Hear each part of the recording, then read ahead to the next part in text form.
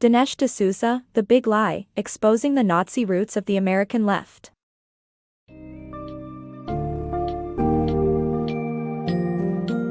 In the book, The Big Lie, Exposing the Nazi Roots of the American Left, author Dinesh D'Souza tackles a widely held belief that racism and Nazism are inherently right-wing. D'Souza, however, argues that this notion is a big lie, and instead, shows that the American left, specifically the Democratic Party, has historically supported policies and ideologies such as slavery, racial segregation, and the extermination of Native Americans.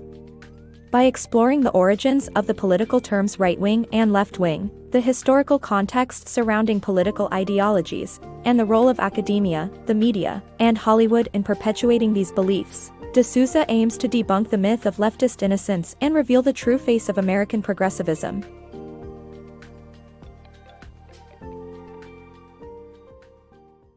Big lies in politics. Sigmund Freud discovered that people can distort the truth through transference, and D'Souza believes that the American left is guilty of spreading the biggest lie of all, that racism and Nazism are inherently right-wing. The author argues that it is actually the progressive political left who are proponents of slavery, segregation, and extermination. He claims that the charge of fascism against President Trump and the Republican Party is a sensational way to condemn conservatism. According to D'Souza, the American left is spreading a big lie, and academia, Hollywood, and the media are helping to perpetuate it. The origins of right versus left, conservatism versus progressivism, and fascism versus collectivism. The terms right-wing and left-wing originated from the seating arrangements in the French National Assembly during the 1789 French Revolution. The right wing represented the conservatives who defended the king, while the left wing represented the revolutionary partisans. Being conservative in America means defending the principles of the American Revolution, including economic and political freedom, freedom of speech and religion. In contrast, the left distrusts the free market system and seeks greater federal control.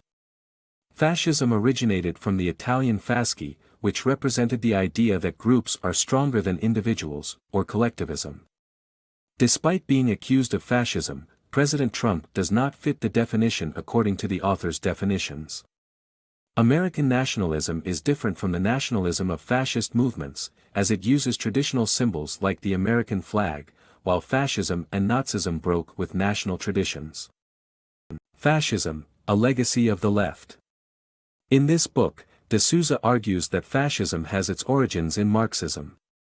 Mussolini and Hitler were socialists before becoming fascists. They did not switch ideals but rather headed towards fascism because it was a new practical form of socialism. Fascism rose as a response to Marxism's failure to materialize properly. The living conditions of the working class improved, and the proletariat and the bourgeoisie were on amiable terms. National identity became more important than class identity, leading to the development of fascism by Mussolini during World War I. In conclusion, fascism is not on the right of the political spectrum, it is a legacy of the left. Hitler's inspiration and the legacy of the Democratic Party. In his book, D'Souza uncovers Hitler's admiration for American racism and his inspiration behind Lebensraum, the policy for acquiring land for the German race. The author argues that this policy was inspired by Andrew Jackson, a Democrat who displaced Native Americans using the Indian Removal Act in 1830. Hitler saw Jackson's actions and applied them to Jews, Eastern Europeans, and Russians. The author claims that Nazi concentration camps were a legacy of the Democratic Party, which had a history of slavery and an ideology of inferiority. D'Souza draws parallels between democratic plantations and Nazi concentration camps as systems of inferiority. Similar work routines were imposed on black slaves and Jewish prisoners, who toiled in groups from dawn to dusk. The author believes that the Democratic Party's treatment of Native Americans, slavery, and concentration camps should be uncovered, especially since the Republican Party was originally anti-slavery. Overall, D'Souza asserts that these dark secrets of the Democratic Party should be explored to understand their legacy. The dark roots of anti-Semitism. The book delves into the origins of the Nuremberg Laws, which were concocted in 1934 by the Nazi Ministry of Justice to oppress German Jews. The author argues that a young lawyer, Heinrich Krieger, was their prime source and that Krieger had researched U.S. race law at the University of Arkansas, where he perceived how democratic segregation laws could be used against the Jews. The author explains that U.S. segregation and miscegenation laws were quickly reformulated by the Nazis for their own purposes, as they created two classes of citizens, first and second class. The book highlights how the Democrats who enacted and enforced segregation laws in the American South inspired the Nuremberg laws that denied German citizenship to Jews and prohibited them from marrying or having sex with citizens of German or kindred blood. Additionally, the roots of anti-Semitism are identified as being in anti-capitalism and leftist movements. The book says that Nazi anti-Semitism and the anti-capitalist ideology of the democratic left in America both stem from the same source, and that Hitler saw capitalism and entrepreneurship as consequences of Jewish immorality. The author posits that the denunciation of capitalists as greedy profiteers is likewise anti-Semitic. The American left and eugenics. The American left has a long-standing connection to eugenics, according to D'Souza. He draws parallels between Nazi eugenics and the actions of Kermit Gosnell, who ran an abortion clinic in Philadelphia, and is convinced that they are all linked. Furthermore, he argues that American progressives enforced sterilization in the early 20th century, leading to roughly 65,000 people being sterilized against their will. D'Souza goes on to connect Planned Parenthood to the eugenics movement, as its founder, Margaret Sanger, supported sterilization and demanded prospective parents obtain permits to protect society against the propagation and increase of the unfit. As such, D'Souza contends that the American left is complicit in the ideology of eugenics due to their support for Planned Parenthood and promotion of birth control. FDR as a fascist. The book argues that Franklin D. Roosevelt, who is often hailed as an American hero, was actually a fascist. The author claims that FDR's New Deal policies, such as the National Recovery Act, championed state-run capitalism, which was similar to the policies of the Nazis and Italian fascists. Moreover, the author believes that FDR did not defeat Hitler, and the Soviet Union was primarily responsible for the Nazis' defeat. The book also suggests that FDR learned his political tricks from Woodrow Wilson, whom the author sees as an American proto-fascist. The author contends that Wilson revitalized the Ku Klux Klan and arranged a screening of The Birth of a Nation, a film that depicted the Klan as saviors of the South, leading to the formation of new Klan chapters across the United States.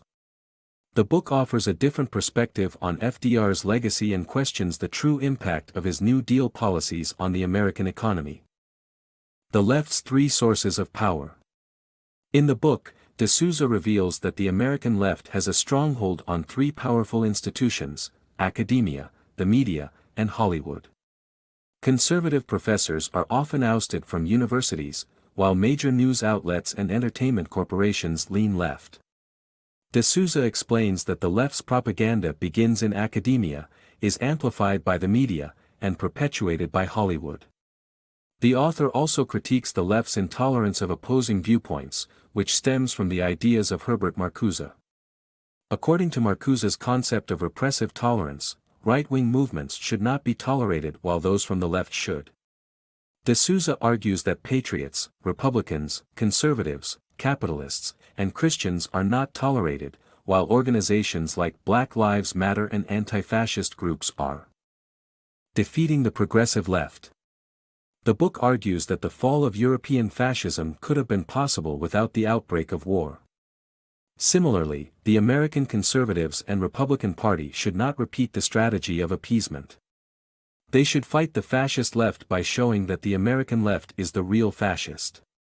The book suggests shrinking the government, passing comprehensive tax reforms, and privatizing government functions.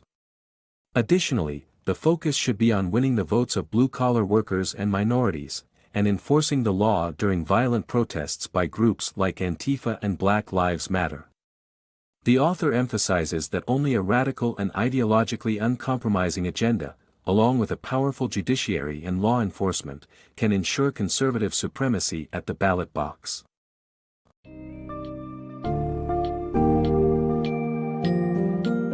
As a comprehensive piece of political investigation, The Big Lie offers an alternative explanation for the origins and affiliations of racism, Nazism, and related ideologies, pointing the finger at the American left rather than the right. Through examining key figures and historical events, such as the founding fathers of fascism, the Nuremberg Laws, and American eugenics, D'Souza strives to expose the dark secrets of the Democratic Party's history. Finally, by examining the influence of academia, the media, and Hollywood in perpetuating these deceptive narratives, the author seeks to equip conservatives with the knowledge they need to reclaim their reputation and hold those on the left accountable.